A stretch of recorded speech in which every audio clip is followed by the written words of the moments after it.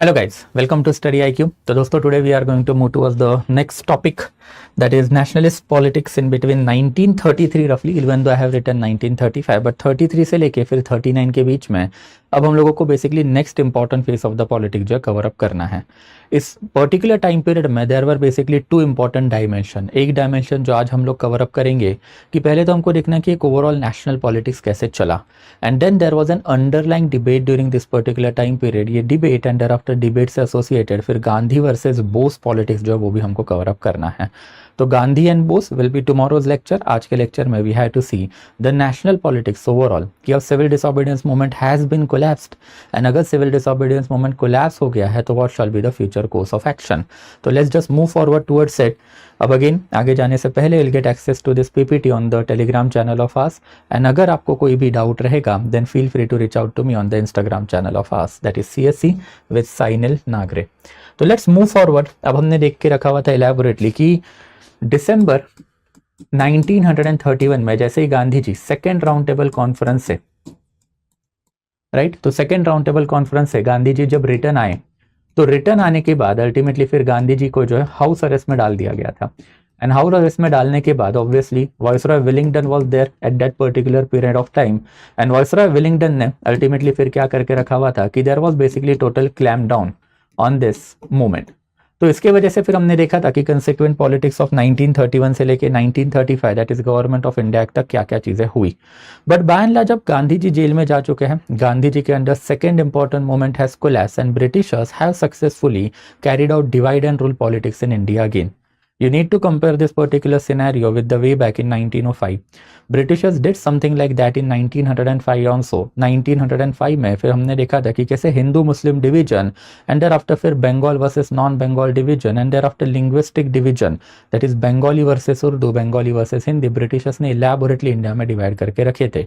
It was because of the failure of we can say Dadabhai Naoroji, Lokmanya Tilak, Firoz Shah Mehta and thereafter even Gopal Krishna Gokhale, जिसके वजह से new trends of the national movement चालू हुए। ये जो बड़ी लीडरशिप है इनको चैलेंज इंडिया में मिलना चालू हुआ। हमने देखा था कि फिर रेवोल्यूशनरी एक्सट्रीमिज्म कैसे आया and over a period of the time ये सारी ही लीडरशिप बाय एंड लार्ज जो है वाइप आउट की गई, इनकी जगह फिर गांधीयन लीडरशिप ने ले ली गई। अब Gandhian leadership itself was in a crisis ना। गांधी जी ने अब दो मूवमेंट इंडिया में बड़े लॉन्च करके रखे थे, 1920 का non cooperation movement, Khilafat movement, and अब 1931 में civil disobedience movement, and both the movement were curbed effectively by the Britisher. तो जो बेस था गांधी जी को नेशनल लीडर बनाने का कि he can bring success to the movement, वो बेस अल्टीमेटली 1919 के बाद सक्सेस हो ही नहीं पा रहा था। 1919 तक चंपारण, अहमदाबाद, खेड़ा तो सक्सेस हो पा रहा है, बट अब 1919 के बाद के जो दो बड़े मूवमेंट है इसमें ultimately Gandhian politics was working but it was not yielding any kind of the success. And जब सक्सेस नहीं आता है तब क्या होता है, तो आपके खिलाफ की आवाज़ें जो है वो उठनी चालू होती है। अब दो मूवमेंट अगर आपके अंदर फेल हो चुके हैं तो इंडियन नेशनल कांग्रेस में there was a churning now, and ये चर्निंग में हम लोगों को दो टाइप की डिबेट्स दिखाई देती है, जिसमें अगर सबसे पहली अगर डिबेट देखें हम लोग तो what shall be the future course of action now. जैसे 1922 में चौरी चौरा इंस्टेंस के बाद भी ये डिबेट कांग्रेस में चली कि what shall be the future course of action, and in that capacity अब Indian national Congress got divided into pro changer and no changer. इनमें भी अल्टीमेटली वही हुआ कि दो फैक्शन कांग्रेस में वापस से इमर्ज होने चालू हो गए। कि एक फैक्शन वो था जिनका कहना था कि हम लोगों को गांधी जी का जो कंस्ट्रक्टिव प्रोग्राम है इसको हम लोगों को कंटिन्यू रखना है। We have elaborately seen what is the meaning of the constructive program. Constructive program की अगर हम लोग बात करते हैं तो Congress leaders will enter into the villages, they will basically carry out social activity over there, libraries बनाएंगे, स्कूल बनाएंगे, लिटरेसी प्रोग्राम कैरी आउट करेंगे, हरिजन या फिर अनटचेबिलिटी को अबॉलिश करने की पैरवी करेंगे एक्सेट्रा। तो एक कंस्ट्रक्टिव वर्क को सपोर्ट करने वाली लीडरशिप, मतलब वी कैन से दैट कि जो ओल्डर लीडरशिप है, सी राजगोपालचारी वॉज देयर, वैसे फिर अल्टीमेटली फिर Sardar Vallabh Bhai Patel was there, and वैसे we can even talk about basically Acharya JB Kripalani was also there. तो ये सारी की सारी लीडरशिप कौन सी थी, तो गांधीयन लीडरशिप थी, जिनका कहना था कि भाई बापूजी के तौर तरीके हम लोगों को छोड़ने नहीं चाहिए। We have to carry out constructive work again, कि even though the moment has successfully been collapsed by the Britisher, हमको अब क्या करना है, तो कंस्ट्रक्टिव एक्टिविटी कैरी रखनी है। फिर दूसरा बेसिकली एक ग्रुप आया कांग्रेस में, जो कौन सा था, जिनका कहना था कि वापस से काउंसिल एंट्री करनी चाहिए हम लोगों को, कि we need to carry out the council work. तो जो काउंसिल वर्क हम लोगों को करना है वो पर्टिकुलर वर्क जो अब हम लोग कंटिन्यू रखेंगे। तो काउंसिल वर्क मतलब जैसे चित्तरंजन दास की हमने बात करके रखी थी, मोतीलाल नेहरू की बात हमने करके रखी थी कि 1924-25 आते आते उन्होंने काउंसिल में एंट्री भी कर ली एंड अपना एक काउंसिल वर्क जो है चालू करके रखा था कि we will enter into the council now, मतलब basically central as well as provincial, and after we will cause havoc from within. तो काउंसिल वर्क के सपोर्टर मतलब कौन, तो ऑब्वियसली इसमें सबसे बड़ा नाम आता है मोहम्मद अली अंसारी का। एंड आफ्टर अल्टीमेटली इसमें सेकंड इंपॉर्टेंट नाम जो है बेसिकली फिर भूलाभाई देसाई का आता है। मोहम्मद अली अंसारी के ऊपर अभी हमने देख के रखा हुआ था कि 1927 में जो Madras session of Indian national Congress हुआ, जिसमें it was decided that Congress is going to boycott Simon Commission, वो पर्टिकुलर सेशन के चेयरमैन हुआ करते थे M Ansari. And after Bhulabhai Desai belong to the princely state, he was one of the top most lawyer of India at that period of the time as well as affiliated with the Indian national Congress. दोनों lawyer थे, Ansari as well as Bhulabhai Desai. तो दोनों का वही कहना था कि अब हम लोगों को काउंसिल वर्क वापस से चालू कर लेना चाहिए। जैसे जस्ट 5-7 ईयर्स पहले 1922 से 1925 के बीच में किसने चालू करके रखा था, चित्तरंजन दास एंड मोतीलाल नेहरू ने चालू करके रखा हुआ था।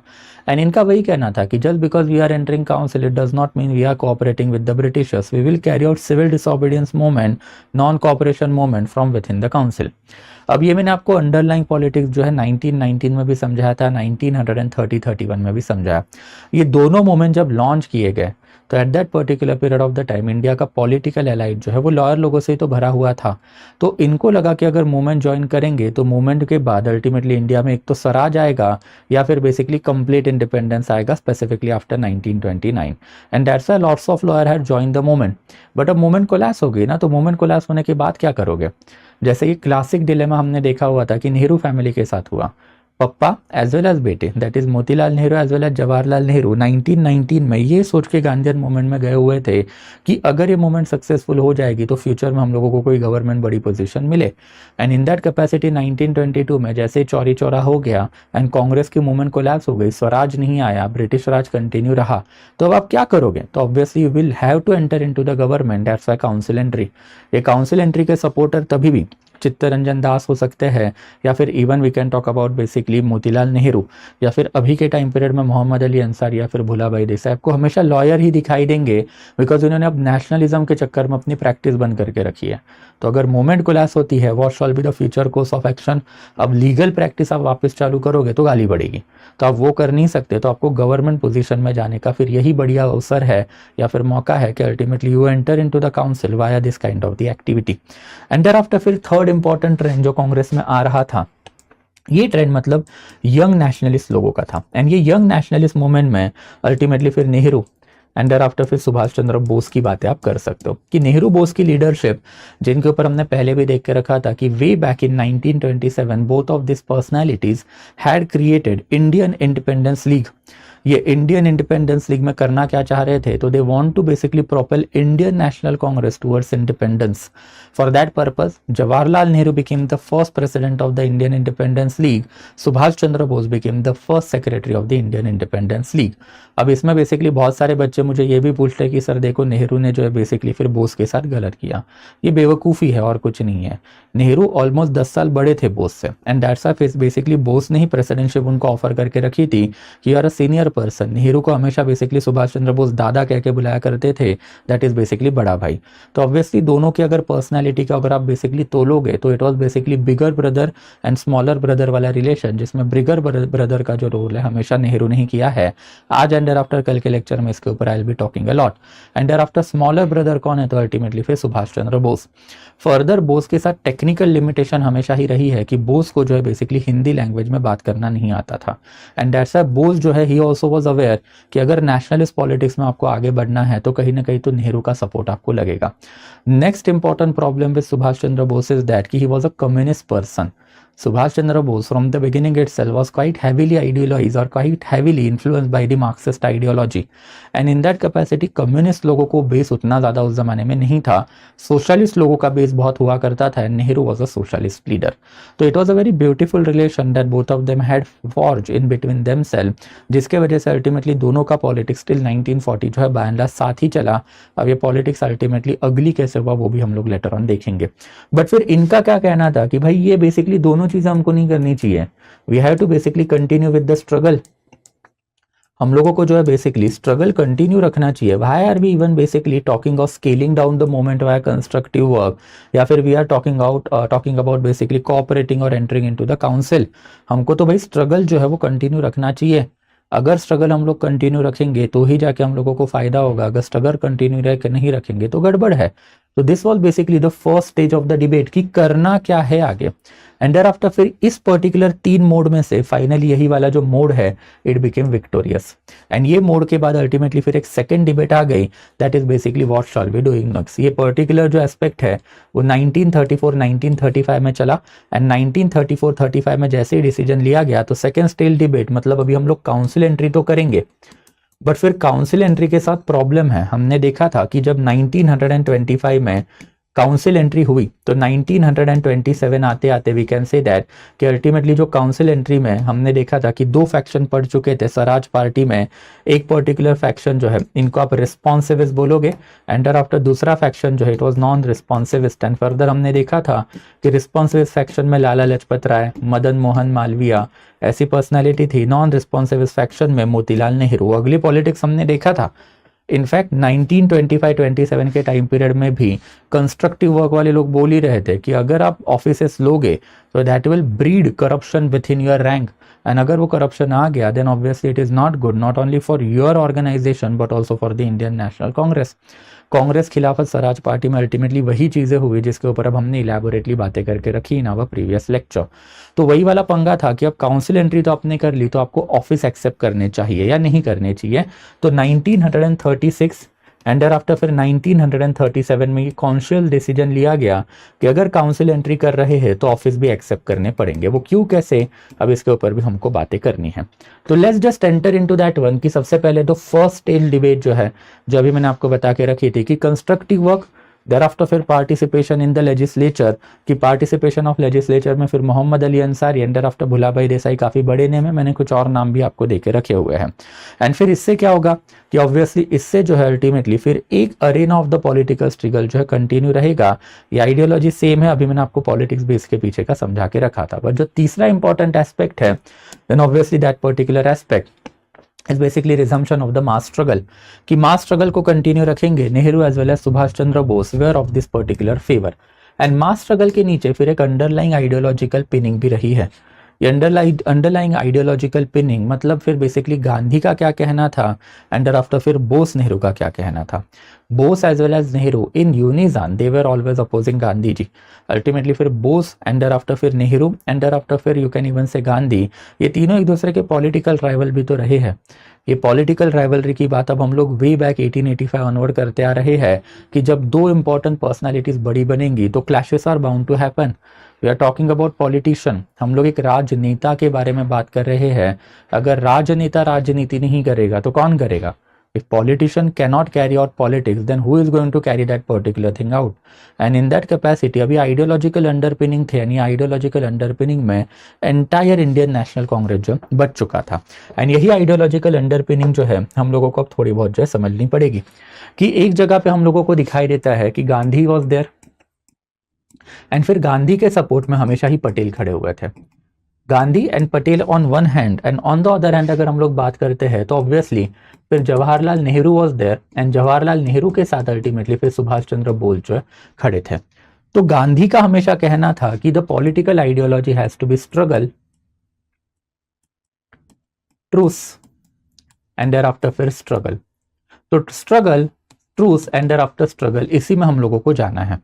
अब हमने इलेबोरेटली फिर ये नेशनलिस्ट मूवमेंट जो है उसका बेस कवर अप करके रखा हुआ था in the earlier phase. If you remember, Gandhi ji का हमेशा वो कहना था कि नेशनल मूवमेंट जब आप चलाते हो तो you need to understand the psychology of the people. अगर लोग अगर एक मूवमेंट में आ जाते हैं तो कब तक मूवमेंट करेंगे ना. ऐसा तो हो नहीं सकता कि हर दिन वहां पे जाके बैठे रहे एंड आफ्टर धरना प्रदर्शन करो, रैली करो, प्रोसेशन करो, पिकेटिंग करो। अल्टीमेटली फिर हमने ये भी देख के रखा है कि इसका जो काउंटर है रेवोल्यूशन, वो भी बच्चे नहीं करना चाहते, या फिर nobody really wants to enter into the revolution. तो इन दैट कैपेसिटी जब आपका स्ट्रगल चलता है तो स्ट्रगल जो है ये बेसिकली लॉन्ग लास्टिंग नहीं हो सकता। स्ट्रगल अगर लॉन्ग लास्टिंग है तो ऑब्वियसली फिर क्या होता है, तो लोगों में फैटीग आ जाता है कि लोग जो अल्टीमेटली वो डिमांड को भी भूल जाते हैं एंड लोग अल्टीमेटली वो नेशनलिज्म के चक्कर में पड़ेंगे भी नहीं। एंड फिर अगर बेसिकली फैटिक नहीं भी आ गया तो government is going to carry out its suppression the moment they seems it feasible, and in that capacity आपका स्ट्रगल जो पूरा का पूरा क्या होगा, खत्म हो जाएगा। एंड दैट्स व्हाई जैसे ही आपने स्ट्रगल चालू किया तो स्ट्रगल के बाद एक पर्टिकुलर फेस आना पड़ेगा, दैट इज ट्रूस। ये ट्रूस में अल्टीमेटली क्या आप देते हो, आप टाइम देते हो। टाइम किसको मिलता है, तो ऑब्वियसली फिर जो लोग जिनको फैटिग आया है, मतलब सत्याग्रहियों को या फिर स्ट्रगलर्स को, एंड आफ्टर गवर्नमेंट को also, because government also need that breathing space. And ये ट्रूस में आप क्या करोगे, तो निगोशिएशन कैरी आउट करोगे, एंड निगोशिएशन से अल्टीमेटली आप मैक्सिमम पॉसिबल बेनिफिट जो है वो अपने लिए ले लोगे। जैसे गांधी जी का 1930 का मूवमेंट जो है ये क्लासिक केस एग्जाम्पल है। 1930 में आपने सिविल डिसोबीडियंस मूवमेंट जब लॉन्च किया था तो सिविल डिसोबीडियंस मूवमेंट में आपने बोला था कि 11 डिमांड हमारी एक्सेप्ट करो, अगर करोगे तो हम लोग सिविल डिसोबीडियंस मूवमेंट लॉन्च नहीं करेंगे। फिर अल्टीमेटली अरविंद ने बोला कि भाई आपकी 11 डिमांड जो कुछ एक्सेप्ट नहीं होनी चाहिए। फिर गांधी जी ने 6 अप्रैल 1930 को मूवमेंट चालू कर दी, बट फिर ये मूवमेंट चली दिसंबर 1930 तक। बट फिर 6-7 महीने में ही लोग जो है थके हुए नजर आते ही आते। कब तक आप रास्ते में जाके प्रोसेशन, पिकेटिंग एंड धरना प्रदर्शन करोगे। Further as I told you कि जाके लोगों को गोली मारना is also not an option over here. तो इन दैट कैपेसिटी फिर आपको 6-7-8 महीने के बाद जब ये रियलाइजेशन होगा कि फैटिग इज देयर, फैटिंग में पब्लिक का सपोर्ट जो है ड्विंडल होता है, एंड जैसे ही पब्लिक का सपोर्ट ड्विंडल हो गया तो अल्टीमेटली गवर्नमेंट वो मूवमेंट को सप्रेस करेगी। You open up the negotiation, and Gandhi ji ने वही किया। अल्टीमेटली फिर गांधी जी ने क्या किया, एक गांधी अरविंद पैक्ट बनाया, यानी गांधी अरविंद पैक्ट में अल्टीमेटली 11 डिमांड में से कुछ डिमांड गवर्नमेंट ने एक्सेप्ट की। गवर्नमेंट का कुछ कहना था वो गांधी जी ने अल्टीमेटली एक्सेप्ट किया, अपनी मूवमेंट को सस्पेंड किया, सेकेंड राउंड टेबल कॉन्फ्रेंस में अल्टीमेटली चले गए। But the moment that particular thing did not work out, तो गांधी जी ने अल्टीमेटली अपना स्ट्रगल जो है दिसंबर 1931 आते आते अल्टीमेटली क्या कर लिया, वापस से रिज्यूम किया। दिसंबर 1931 में ही वो राउंड टेबल कॉन्फ्रेंस से वापस आए and he resume his struggle. Even though the struggle did not become successful, but Gandhi ji का कहना था कि this is my way, and यही तरीके से हम लोग जो है गाड़ी आगे बढ़ाएंगे। अब इसको काउंटर अर्लीस्ट लेवल पे देने का काम किसी ने किया होगा, तो obviously it is Jawaharlal Nehru. अगर हम लोग दोनों की बात करते हैं, बोस एंड देयरआफ्टर नेहरू, तो बोस एंड नेहरू में Nehru was the core intellectual person we can always talk about. In fact Nehru के ऊपर हम लोग लेटर ऑन बात भी करेंगे कि जवाहरलाल नेहरू जो है बेसिकली इन्हीं की पूरी आइडिया थी constitution of India. Entire constitution of India बना हुआ था नेहरू के ऑब्जेक्टिव रेजोल्यूशन के ऊपर। नेहरू ने ऑब्जेक्टिव रेजोल्यूशन खुद ड्राफ्ट करके रखा हुआ था। तो अल्टीमेटली नेहरू ने ये सारा का सारा क्रेडिट अंबेडकर जी को देके रखा था। उसके पीछे नेहरू का खुद का विजन था। And what was that particular vision, कि नेहरू का हमेशा कहना था कि मैं खुद एक ब्राह्मण हूँ, एंड एक ब्राह्मण को अगर क्रेडिट जाता है to create the constitution, then ये particular constitution will reflect the ideology of the minuscule minority in this country. hardly 5 to 7% ब्राह्मण population है इंडिया में। तो in that capacity अगर ये constitution को long lasting होना है तो इसका क्रेडिट जो है ब्राह्मण को नहीं जाना चाहिए, लीडर ऑफ द मेजोरिटी को जाना चाहिए। and who is the leader of the masses या फिर leader of the majority in our country, then it was doctor Baba Saheb Ambedkar. तो ये विजन एंड आफ्टर ये विजन के साथ साथ अल्टीमेटली जो आइडिया है वो नेहरू को हमेशा ही basically top notch political leader उस जमाने में भी बना के रखी हुई थी। लेटर ऑन हम लोग सुभाष चंद्र बोस के ऊपर भी बात करेंगे कि unfortunately the same vision was not there with the Subhash Chandra Bose according to majority of our historian. कि बोस ने अल्टीमेटली फिर वो बहुत ही भयंकर बड़ी मिस्टेक करके रखी थी of joining hand with Adolf Hitler. आप एडोल्फ हिटलर के पास जाने से पहले आपको सोचना चाहिए था कि अल्टीमेटली आप कर क्या रहे हो। अगर फासिज्म इंडिया में आता तो फासिज्म की वजह से इंडिया में और ज़्यादा हानि होती। फासिज्म है क्या, या फिर बेसिकली एडोल्फ हिटलर की आइडियोलॉजी है कि आर्यन सुप्रीमेसी। एडोल्फ हिटलर का कहना था कि आर्यन है तो जिंदा रहोगे, आर्यन नहीं रहोगे तो जिंदा नहीं रहोगे। इंडिया में आर्यंस मतलब सिर्फ ब्राह्मण क्षत्रिय पॉपुलेशन पकड़ के चलो। तो इंडिया के लिए that particular ideology was never basically conducive. ये सारी चीज़ें हम लोग लेटर ऑन बात करेंगे। बट जवाहरलाल नेहरू का इंटेलेक्चुअल अक्यूमन फिर पहले ही टाइम पीरियड से आपको दिखाई देगा जब बेसिकली 1931 ऑनवर्ड इन्होंने अपनी जो है बेसिकली स्ट्रगल एंड विक्ट्री, तो स्ट्रगल विक्ट्री का जो साइन है या फिर ये नारा जो है दिया देके रखा हुआ था। नेहरू का कहना था कि once we start a struggle and अगर वो स्ट्रगल अगर लॉजिकल कंक्लूजन या फिर इंडिपेंडेंस के ऊपर नहीं जाता है, then obviously that particular struggle is considered as a failed struggle. And in that capacity struggle जो है ये पीसफुल ही होना चाहिए। इसकी जरूरत क्या है? ऑब्वियसली स्ट्रगल जो है पीसफुल भी हो सकता है, स्ट्रगल जो है बेसिकली वॉयलेंट भी हो सकता है। And in that capacity violent struggle करने के लिए आपको परेशानी नहीं होनी चाहिए। इनफैक्ट हमने पहले भी ये देख के रखा है कि Jawaharlal Nehru himself belong to the socialist tendency, and socialism में भी अल्टीमेटली रेवोल्यूशन होते हैं, बस ये रेवोल्यूशन इनको ग्रेजुअल करवाने रहते हैं। जैसे अल्टीमेटली बोल जो है वो कम्युनिस्ट रहे हैं, एंड कम्युनिस्ट लोग जो अल्टीमेटली फिर डिक्टेटरशिप ऑफ द प्रोलेटारिएट या फिर बेसिकली वॉयलेंट रेवोल्यूशन की बातें हमेशा करते हैं। तो इन दैट कैपेसिटी फिर जवाहरलाल नेहरू का वही कहना था कि आप स्ट्रगल चालू करो। स्ट्रगल जैसे ही आप चालू करोगे तो it has to basically continue unless and until victory has been brought upon. आप अगर हर बार लोगों की सोचते बैठोगे एंड हर बार ये सोचोगे कि गवर्नमेंट हमारा मूवमेंट सप्रेस करेगा तो क्या होगा, तो ऐसे हम लोगों को कभी इंडिया का इंडिपेंडेंस मिलेगा ही नहीं। And that is what ultimately we need to understand कि you start a struggle on a non-violent way, but once that particular non-violent threshold has been reached, ultimately फिर कहीं ना कहीं तो violence का सहारा जो है वो आपको लेना पड़ेगा। उसके बिना फिर आपकी मूवमेंट जो है आगे कैसे बढ़ेगी। एंड इन दैट कैपेसिटी चलो अगर आपको वायलेंस फॉलो भी नहीं करना है, Nehru was amicable to that also, तो आप पीसफुल स्ट्रगल भी कंटिन्यू रखो ना। जैसे गांधी जी अब जेल से छूटे हैं तो दिसंबर 1932 ऑनवर्ड उनको वापस से रास्ते पे उतरना है। रास्ते पे वापस से उतरोगे, अपना मूवमेंट चालू रखोगे, लोगों को रीइन्विगोरेट करने की कोशिश करोगे, तो even Gandhi ji is not doing that. And in that capacity फिर नेहरू का कहना था कि struggle victory should be the sign of our entire struggle. Ultimately फिर बोस का भी यही कहना था, एंड इसी वजह से बोस ने 1934 में जैसे ही महात्मा गांधी ने अपनी civil disobedience movement official withdraw कर दी एंड देयर आफ्टर फिर राजनीति से संन्यास लिया, तो इट वॉज सुभाष चंद्र बोस जिन्होंने फेमस स्टेटमेंट देके रखा हुआ था कि Mahatma failed as a leader. In fact ये पर्टिकुलर स्टेटमेंट ही अब बोस वर्सेस गांधी के पॉलिटिकल स्ट्रगल का जो है बेसिकली आगाज करेगा, या फिर it will be the beginning of this particular struggle. तो ये आइडियोलॉजिकल अंडरपिनिंग काफी सिग्निफिकेंट रही है। गांधी जी के ऊपर जो है there was a tremendous amount of the pressure कि आप तो एक सुभाष चंद्र बोस नेहरू की बातें मानो या फिर मोहम्मद अली अंसारी या भुलाभाई देसाई की बातें मानो, बिकॉज आपकी जो लीडरशिप है वो कोलैप्स हो चुकी है। Nobody is caring about Patel, nobody is caring about Kripalani, nobody is caring about C Rajagopalachari, because आपके तौर तरीके के ऊपर लोगों ने स्ट्रगल किया, उसका 2 बार सक्सेस नहीं आया है, एंड 12 साल से अल्टीमेटली आप स्ट्रगल की बातें कर रहे हो। तो ऑब्वियसली 1920 से अब 1932 तक आ चुके हो, तो it is not something that is going to happen. Constructive work करना तो आप अपने लेवल पे करो, but ultimately Indian national Congress is demanding either go with M Ansari, Bhulabhai Desai या फिर नेहरू एंड बोस। अल्टीमेटली फिर गांधी जी की अपनी आइडियोलॉजिकल अंडरपिनिंग थी, and that's why Gandhi ji ने अल्टीमेटली फिर फेवर दे दिया किसको, भुलाभाई देसाई एंड मोहम्मद अली अंसारी को, कि यू गो अहेड, हमारा कैंप जो शांत बैठेगा। एंड सिंस गांधी की बेसिकली एक you can say that neutrality आ गई in favour of Bhulabhai Desai and M Ansari, तो दैट डिसीजन वॉज टेकन कि अब काउंसिल एंट्री जो है हम लोग करेंगे।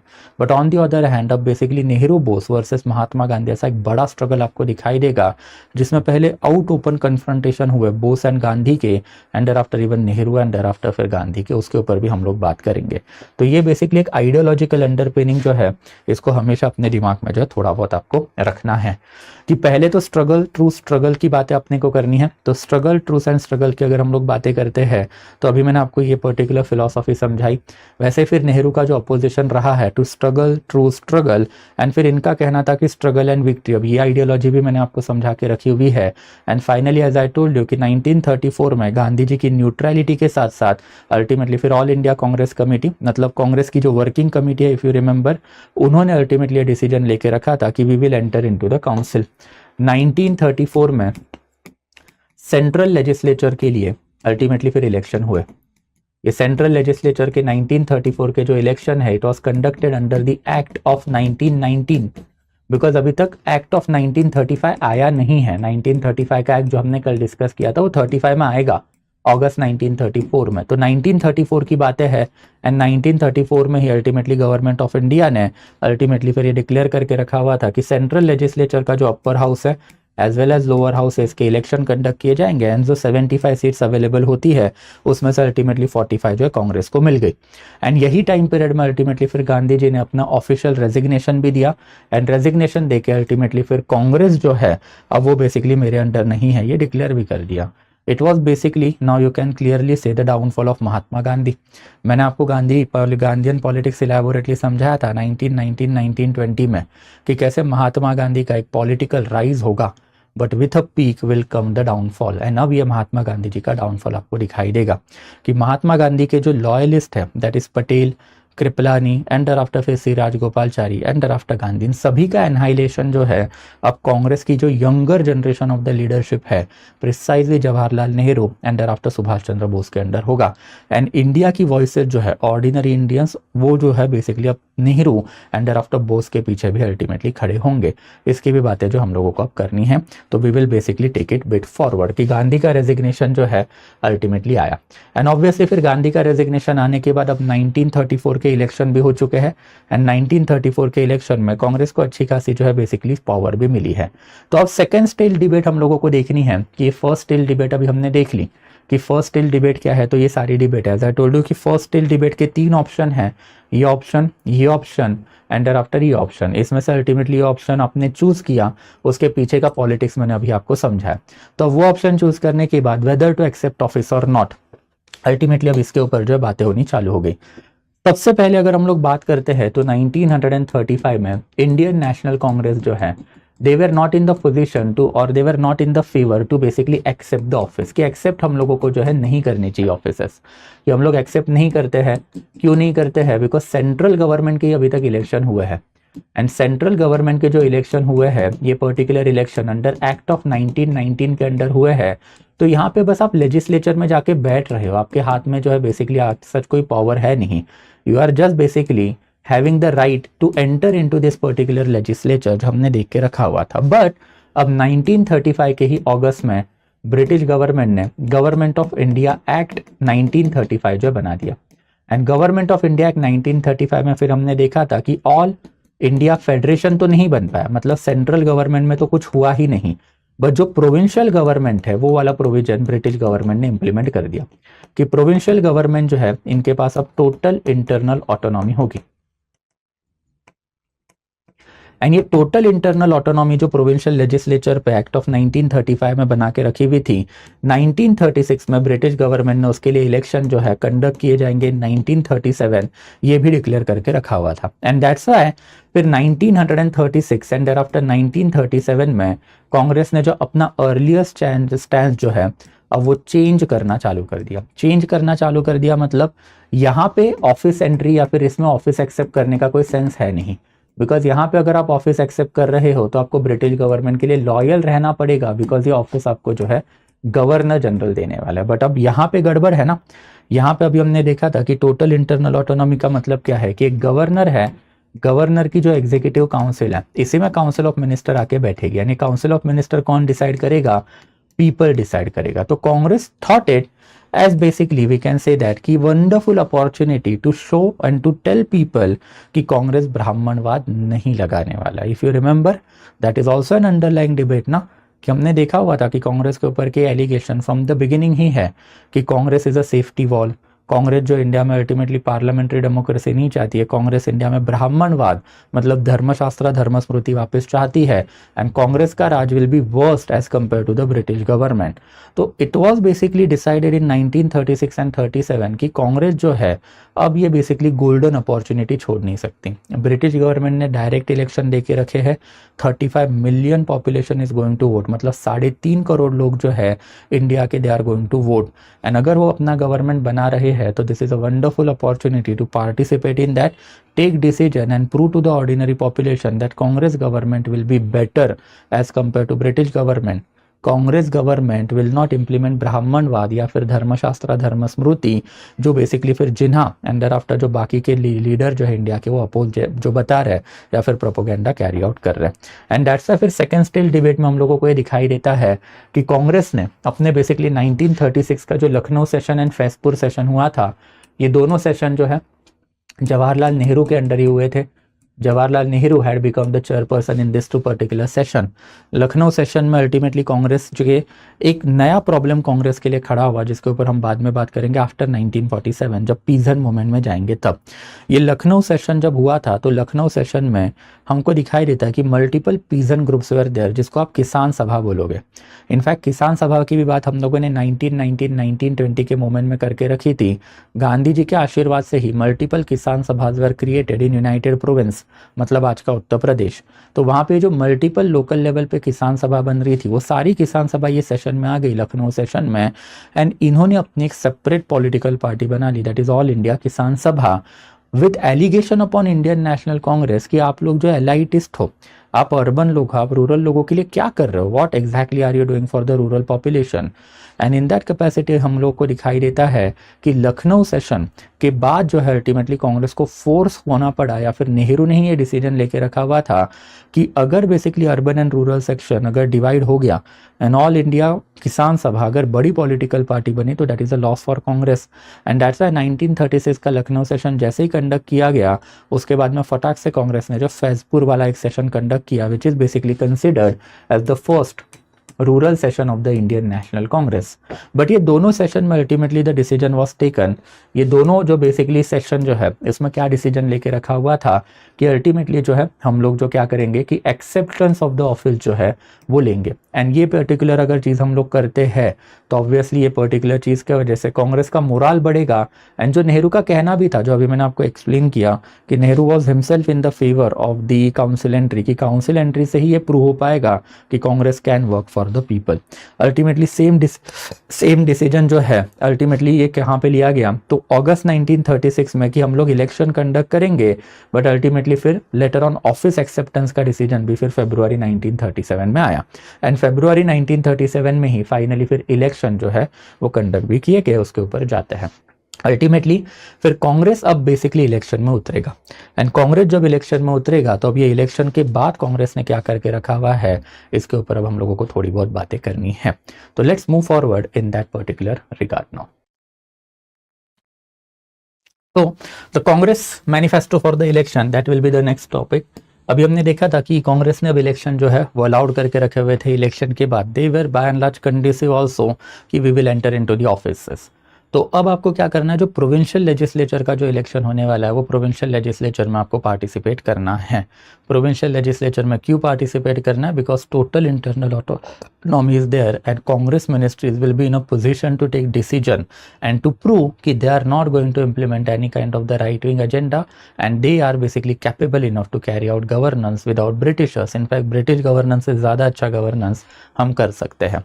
तो एक कांग्रेस मैनिफेस्टो सबसे पहले आया एंड ये कांग्रेस मैनिफेस्टो के ऊपर थोड़ी बहुत बातें हमको करनी है कि Congress manifesto ultimately targeted each and every section of the Indian society. सबसे पहले तो ऑब्वियसली नेशनलिस्ट सेक्शन जो अब नेशनल बन चुका है एंड जिनके लिए फिर देशभक्ति सर्वोपरि है कि देश से ऊपर इनको जो है कुछ दिखाई नहीं देता है, तो उनके लिए द मैनिफेस्टो क्लियरली स्टेटेड कि they are going to reject act of 1935। मतलब once they are into the government they are not going to carry out cooperation with the government, they are going to basically work as per the need of the time. Further act के कोई भी provision को कांग्रेस का कभी support नहीं है। Congress explained also, जो भी मैंने आपको बता के रखा था कि why they are entering into the electoral procedure which has been prescribed under the act, because they want to prove कि they are capable enough to take decision for the country without help of the Britisher. Thereafter फिर restore civil liberties, ये basically urban population के लिए दिया गया। You can say that कि one of the biggest benefit था कि civil liberty जब आपने कर्व की तो आपने कहाँ पे कर्व किया, विलेज लेवल पे थोड़ी ना गवर्नमेंट मशीनरी बैठी रहती है, वो तो अर्बन लेवल पे बैठी हुई है। तो अर्बन लेवल पे there is a heavy crackdown of the government and ये हैवी क्रैकडाउन में क्या है कि आप इंडिजीनियस इंडस्ट्री बन कर चुके हो। देयर आफ्टर आपने क्या करके रखा हुआ है, प्रेस बैन करके रखी हुई है। आपने लोगों की जो बेसिक लिबर्टीज है, फंडामेंटल राइट है, वो लोगों को नहीं दे के रखे हैं। तो ये सारी लिबर्टीज हम लोगों को क्या करेंगे, तो रिस्टोर करेंगे। देयर आफ्टर अल्टीमेटली फिर अग्रेरियन रिफॉर्म, ये ऑब्वियसली किसके लिए आपने दे के रखा हुआ है, देन ये भी हमने पहले ही देखा था कि गांधी जी हमेशा ये दो पर्टिकुलर पिलर के ऊपर चलते थे कि विलेज या फिर रूरल पॉपुलेशन जो है, जो पीजेंटाइन पॉपुलेशन है, उनको अब इंडिया में महालवारी सेटलमेंट, रैयतवारी सेटलमेंट, जमींदारी सेटलमेंट अभी भी है ना, मैंने आपको बता के भी रखा था कि zamindari settlement which was created in 1789 1790 initial level पे वो डाइसेनियल सेटलमेंट थी, later on got converted into permanent settlement. उसके रेट गवर्नमेंट ने अभी तक चेंज नहीं करके रखे। फर्दर उसके जैसे जो ज़मींदार and Talukdar entire United province से लेके बंगाल में फैले हुए हैं, that was a huge problem. And फिर ये ज़मींदार या फिर तालुकदार क्या कर रहे हैं, ऑर्डिनरी पीजेंट से टैक्स भी वसूल रहे हैं, आफ्टर रेंट भी वसूल रहे हैं। तो हम लोगों को अब अग्रेरियन रिफॉर्म भी करवाने पड़ेंगे in order to uplift masses और the rural masses we can say from their penury या फिर पॉवर्टी। एंड आफ्टर फिर right of the industrial worker, ये अगेन अर्बन क्लास का ही डाउन ट्रोडन सेक्शन है। ये पर्टिकुलर सेक्शन को भी गांधी जी ने इलेबोरेटली हार्नेस किया हुआ था इन द इनिशियल फेस कि जब आप इंडस्ट्रियल वर्कर की बातें करते हो तो अर्बन लेवल के गरीब लोग हैं ये लोग। एंड ऑब्वियसली इनके लिए प्रॉब्लम क्या है कि इनके लिए लेजर आर नहीं है, वर्किंग आर, मिनिमम वेज, ऐसी चीज़ें रेगुलेटेड ही नहीं है। एंड इन दैट कैपेसिटी फिर maximum possible exploitation at the hand of the capitalist class हो रहा है। इसका एक एग्जाम्पल मैंने आपको देके रखा हुआ था during the time period of the Ahmedabad mill strike. Ahmedabad mill strike तो मैंने आपको काफ़ी इलेबोरेटली समझाई थी और मैंने आपको बताया था कि कैसे capitalist classes carrying out the exploitation of the industrial worker. तो सब लोगों के लिए हम लोग कोई ना कोई तो चीज़ें जो है बेसिकली करेंगे।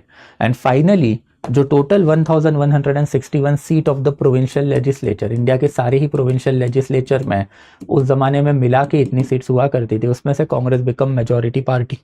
कांग्रेस ने 6 प्रोविंस में जो है बेसिकली मेजॉरिटी मार्क क्रैक करके रखा हुआ था, that is United province, Bihar, Madras, central province, Odisha and after Bombay, जहां पे बेसिकली कांग्रेस का गवर्नमेंट नहीं बन पाया। बट कांग्रेस जो है बेसिकली क्या है, देन ऑब्वियसली यहाँ पे बेसिकली मेजॉरिटी में भी नहीं आ पाई। ऐसा बंगाल था, देर आफ्टर फिर Assam was there, north western frontier province was there, thereafter फिर Punjab and thereafter Sindh. And Congress basically कई कई जगह पे जो है बेसिकली फिर सिंगल लार्जेस्ट पॉलिटिकल पार्टी बनी, जैसे basically Bengal, Assam and thereafter फिर नॉर्थ वेस्टर्न फ्रंटियर प्रोविंस। इसका मतलब क्या है कि सिर्फ पंजाब वाला एरिया अगर हम लोग छोड़ते हैं एंड सिंध वाला एरिया अगर हम लोग छोड़ते हैं तो Congress was the single largest party in Bengal, thereafter Assam and north western frontier province. But इनके पास मेजॉरिटी नहीं थी। जैसे अभी का BJP government we can say that कि 240 सीट्स के साथ they are the single largest political party, but फिर मेजॉरिटी मार्क 272 है वो क्रॉस नहीं हो पाया। वैसे अल्टीमेटली मनमोहन सिंह गवर्नमेंट हम लोग बात कर सकते हैं कि इन 2000 and you can say that 9 वाला इलेक्शन दे गॉट 202 सीट, तो they become the single largest political party, but majority 272, तो वो क्रॉस नहीं हो पाई ना। एंड रही बात बेसिकली फिर ये दो पर्टिकुलर पॉलिटिकल पार्टी की, देन यहाँ पे बेसिकली हम लोगों को जो है दो इंपॉर्टेंट पॉलिटिकल पार्टीज दिखाई देती है कि एक तो यूनियन पार्टी है जो पंजाब में थी, एंड देयर आफ्टर फिर एक जो है बेसिकली यूनाइटेड पार्टी है जो सिंध की हुआ करती थी। ये Union Party as well as United Party जो है काफ़ी सिग्निफिकेंट है। इनफैक्ट पंजाब का politics was totally dominated by the Union Party. ये यूनियन पार्टी जो है बेसिकली एक मुस्लिम डोमिनेटेड पॉलिटिकल पार्टी रही है एंड इन्हीं के under by and large Punjab रहा है। ये पर्टिकुलर पॉलिटिकल पार्टी का अब एनहाइलेशन होगा the moment Muslim League will basically pick up their demand of the entire separate country, we can say that. And thereafter अगर सिंध की बात करें तो United Party was there. United Party जो है बेसिकली ये भी एक heavily dominated Muslim political party रही है। एंड सिंध के ऊपर मैंने आपको बताया भी था कि because of the historical condition Sindh हमेशा से एक मुस्लिम मेजॉरिटी एरिया रहा है। तो Sindh and thereafter Punjab वाले एरिया में दो रीजनल पार्टी थी, बट फिर 6 प्रोविंसेस एंड देयर आफ्टर जो रिमेनिंग 3 प्रोविंसेस जो है यहाँ पे अल्टीमेटली किसका गवर्नमेंट आया, कांग्रेस का। And Congress successfully established there government over here also, coalition government जो है कांग्रेस ने बना के रखा था। तो वी कैन क्लियरली से कि एक्सेप्ट पंजाब जहाँ पे बेसिकली यूनियन पार्टी का राज था एंड सिंध जहाँ पे यूनाइटेड पार्टी का राज था, तो United party and union party को अगर हम लोग छोड़े तो बाकी के सभी जगह पे अल्टीमेटली कांग्रेस ने अपना गवर्नमेंट जो बना के रखा हुआ था। इसमें जो बेसिकली ब्राउनिश एरिया जो आपको दिखाई दे रहे हैं ये प्रिंसली स्टेट वाले एरिया है।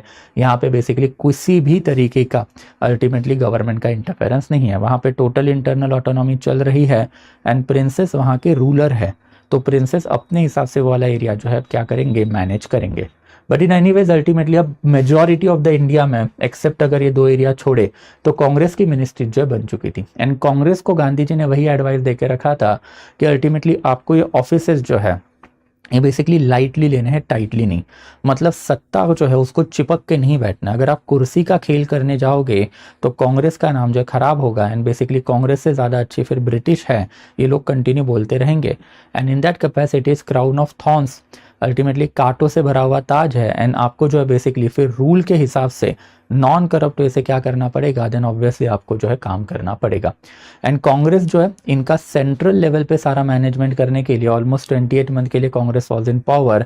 एक पार्लियामेंट्री सब कमेटी भी बनी हुई थी जो सरदार वल्लभ भाई पटेल के अंडर हुआ करती थी, who used to coordinate the work of each and every Congress ministry. Almost 9 state में अब कांग्रेस की ministry out of 11 states of that period of the time, तो 9 स्टेट्स का जो कांग्रेस मिनिस्ट्री का जो रूल है उसको कोऑर्डिनेट करने का काम ये करेंगे। एंड फाइनली अक्टूबर 1939 में कांग्रेस मिनिस्ट्रीज विल रिजाइन। वो क्यों, कैसे, that is something that will discuss at a later phase. And अब जो कांग्रेस ने प्रॉमिस करके रखा हुआ था ये कांग्रेस ने किया या नहीं किया, इसकी अब बातें हमको करनी है। सबसे पहले तो सिविल लिबर्टीज कांग्रेस ने प्रॉमिस करके रखी थी, तो वायसरॉय विलिंगडन ने जो बेसिकली प्रोविजन लगा के रखे हुए थे अंडर आफ्टर, अब तो 1937-39 आते आते वायसरॉय बेसिकली लिनलिथगो भी इंडिया में आ चुके थे।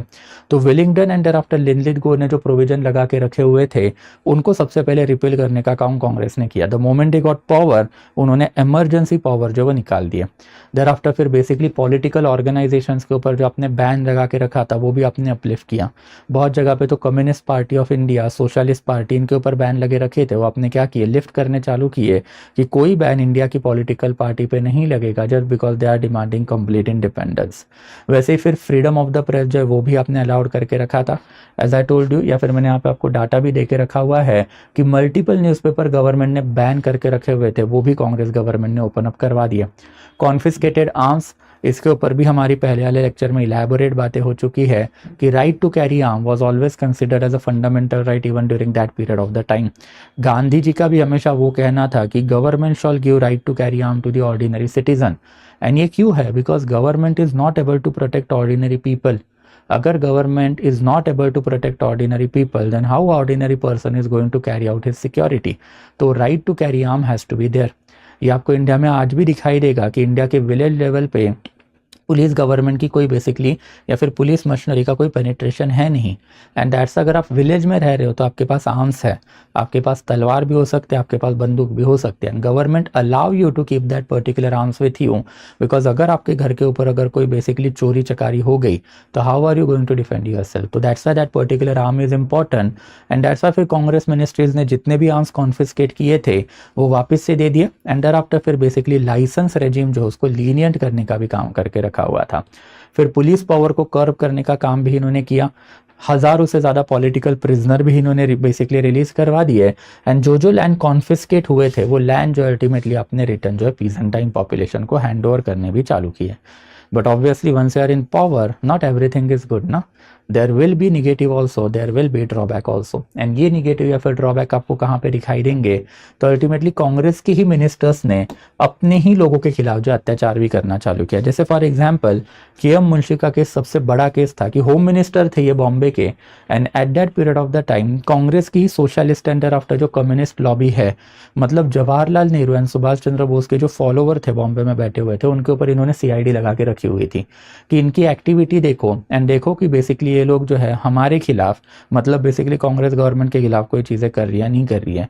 तो बेसिकली ऐसे वाले केसेस हम लोगों को फिर बाटली वाला एंड मेहरौली में भी दिखाई दे रहे जो मद्रास में हुए कि ultimately Yusuf Mehrauli under after बाटली वाला, ये दोनों लोग जो बेसिकली कांग्रेस के ही है। एंड कांग्रेस गवर्नमेंट ने इनके ऊपर ही CID and local police government लगा के रखा था। क्यों, because they were criticising the government.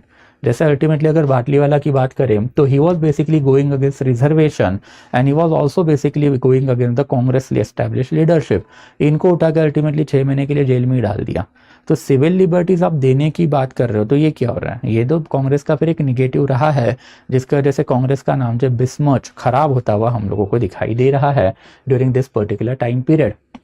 वैसे ही फिर कुछ अग्रेरियन रिफॉर्म है।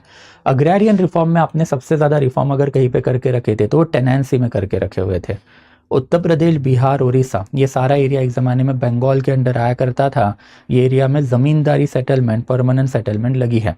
एंड अगर एक फार्मर की ज़मीन है तो ऑब्वियसली वो फार्मर वहाँ पे पीजेंट है, मतलब वो ज़मीन उसकी नहीं है, ये ज़मीन जो है बेसिकली ज़मींदार की है। तो इन दैट कैपेसिटी पीजन को, ज़मींदार को ये पर्टिकुलर लैंड के लिए जो है रेंट देने पड़ते थे। And on the other hand यही पीजन को ज़मींदार के थ्रू गवर्नमेंट को क्या देना पड़ता था, टैक्स भी देना पड़ता था। तो peasant is paying rent also, peasant in paying tax also. वो रेंट क्यों पे कर रहा है, बिकॉज ज़मींदार में, ज़मींदार is the owner of the land ना। तो अगर जमींदार is the owner of the land, तो वो लैंड के ऊपर पीजेंटाइन पॉपुलेशन को अगर खेती बाड़ी करनी है तो कोई ना कोई तो फिर आपको भाड़ा या फिर रेंट जो है वो देना पड़ेगा। And in that capacity tenancy reform किए गए, ये टेनेंसी के जो रेट है वो रिड्यूस किए गए।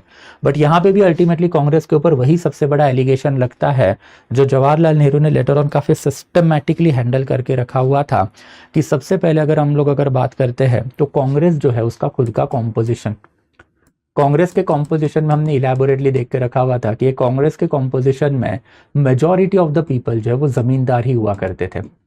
हमने देखा भी था कि जमींदार की पॉपुलेशन ऑलमोस्ट 18% ही कांग्रेस में एट इट्स फॉर्मेशन की 1890s की अगर हम लोग बात करते हुए, ये वाला डाटा हमने पहले देख के भी रखा हुआ था।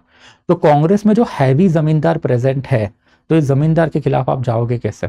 इनफैक्ट जब टेनेंसी रेगुलेशन की भी जब बातें आके रखी थी तो वेरियस जमींदार विद इन कांग्रेस जो है दे हैड गॉट अपसेट कि भाई आप टेनेंसी रिफॉर्म कर क्यों रहे, जमीन अगर हमारी है तो लोगों को वहां से रेंट देना ही पड़ेगा। एंड रेंट डिसाइड करने का अधिकार गवर्नमेंट के पास नहीं है, रेंट डिसाइड करने का अधिकार जो हमारे पास है। अल्टीमेटली ये सारे ही लोग जो है गांधी एंड डॉक्टर पटेल के फॉलोअर हुआ करते थे, ओवर कैपिटलिस्ट। इनके ऊपर भी हमने बात करके रखी थी कि कैपिटलिस्ट लॉबी का सपोर्ट हमेशा ही गांधी पटेल को रहा है। एंड कैपिटलिज्म में वो एस्पेक्ट होता है कि government will not decide the rent, owner will decide the rent. And यहाँ पे ओनर जमींदार है, तो जमींदार became one of the biggest headache for Congress. अगर हम लोग बात करें तो पार्लियामेंट्री सब कमेटी भी उस जमाने में पटेल के अंडर थी, and Patel himself ultimately basically बहुत टाइम पे जो है जमींदार के साइड में आए कि जमींदार जो बोल रहे सही है, उनकी जमीन है और वो रेंट डिसाइड करेंगे, तो कांग्रेस मिनिस्ट्री इसमें क्यों जा रही है। But on the other hand 1937, 38, 39 में कांग्रेस के प्रेसिडेंट कौन है? पहले जवाहरलाल नेहरू, thereafter ultimately सुभाष चंद्र बोस। तो Congress is in the hand of the socialist communist, and on the other hand फिर capitalist lobby of the Gandhi and Patel जो है, ये लोग जो अल्टीमेटली इनको काउंटर कर रहे हैं। इसके चक्कर में अल्टीमेटली फिर अग्रेरियन रिफॉर्म हो ही नहीं पाए। It will take death of Mahatma Gandhi, death of Patel, death of Subhash Chandra Bose and elevation of the Nehru to the first prime ministership, जब जाके अल्टीमेटली अग्रेरियन रिफॉर्म होंगे। कि फर्स्ट कॉन्स्टिट्यूशनल अमेंडमेंट एक्ट आएगा, फंडामेंटल राइट टू प्रॉपर्टी निकाल लिया जाएगा, एंड अल्टीमेटली फिर ये जमीन कॉन्फिस्केट करके जमींदारों से अल्टीमेटली ऑर्डिनरी लोगों को दी जाएगी। तो that is what we can say that कि सबसे पहले इतनी बड़ी पावर जो है ये कांग्रेस के पास उस जमाने में थी ही नहीं। Obviously Congress was in the government, but government में गवर्नर भी बैठा हुआ था, एंड गवर्नर भी बहुत टाइम पे जो है जमींदारों के साथ जो है अच्छे खासे कांटेक्ट मेंटेन करके बैठे हुए थे। वैसे फिर time constraint was also there.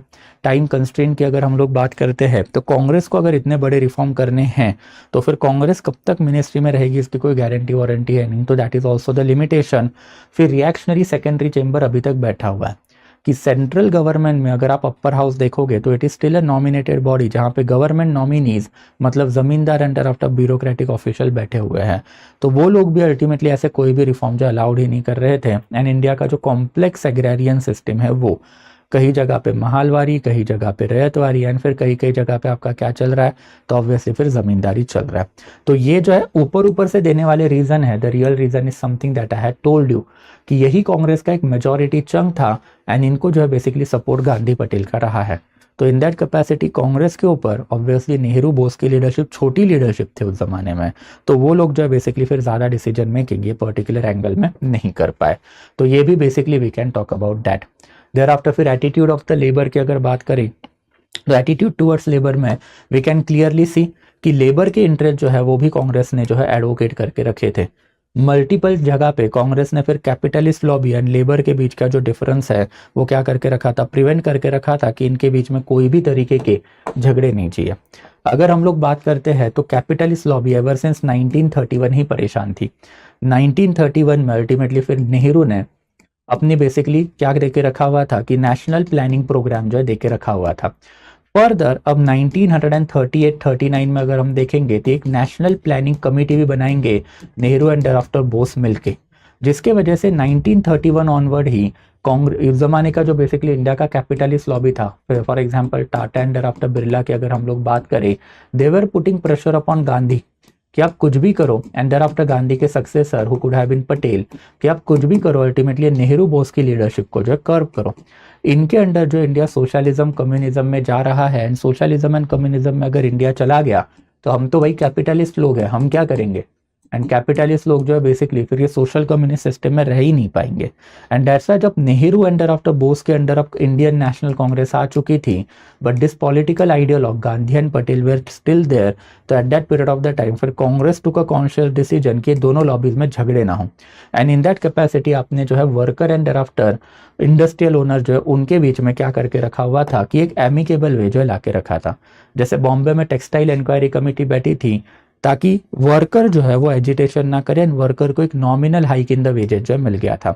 वैसे फिर इंडस्ट्रियल डिस्प्यूट एक्ट जो है सारे ही प्रोविंसेस में कांग्रेस ने पास करके रखा था कि अगर वर्कर एंड देयर आफ्टर फिर इंडस्ट्रियल ओनर में कोई झगड़ा हो जाता है तो ये झगड़ा जो है स्ट्राइक से सॉल्व मत करो या फिर लॉकआउट से सॉल्व मत करो, आप क्या करो आर्बिट्रेशन में आओ, रिकंसिलिएशन के ऊपर आओ, मतलब निगोशिएशन से अल्टीमेटली ये झगड़े जो हम लोग सॉल्व करेंगे।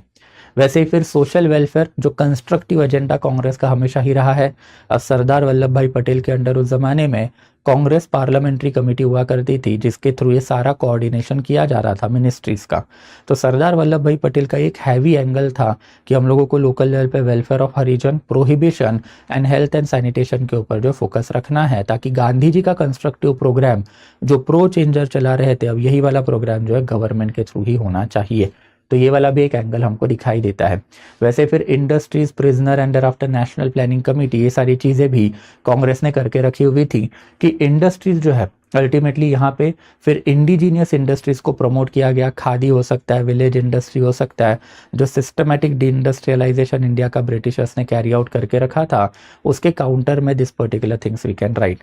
वैसे फिर प्रिजनर जो है obviously we can say that कि उनके रिफॉर्म वो भी कांग्रेस ने किए। Why? Because of Bhagat Singh. If you remember 1931-32 में जो प्रॉब्लम कांग्रेस को फेस करने पड़े कि prison reform, Bhagat Singh, thereafter उनका आमरण उपोषण हो सकता है, जतिंदर नाथ का जो बेसिकली, या फिर you can say that Batukeshwar Dutt हो सकते हैं जिन्होंने अल्टीमेटली फिर जेल में ही अपनी जान दी because they did not want this kind of the food that was provided in the prison. तो वो सारी चीज़ें भी कांग्रेस ने करके रखी थी। नेशनल प्लानिंग कमेटी जो अभी मैंने आपको बता के रखा था कि 1938-39 में कांग्रेस ने बना के रखी थी, which was again one of the bone of contention in between Gandhi and Bose. National planning committee मतलब कैपिटलिज्म को अगेंस्ट करके सोशलिज्म, कम्युनिज्म की तरफ इंडिया को लेके जा रहे हैं, जबकि Gandhi and after Patel they were ardent capitalist, उनको कैपिटलिज्म में जाना ही जाना था। इनफैक्ट लेटर ऑन इसकी भी हम लोग बात करेंगे कि यही पर्टिकुलर एंगल की वजह से two sworn enemies develop in between Patel and after Bose. Bose and Patel के नाम में हम लोगों को फिर बहुत ही बड़ी जानी दुश्मन जो दिखाई देते हैं, जिसके ऊपर लेटर ऑन हमको बातें करनी है।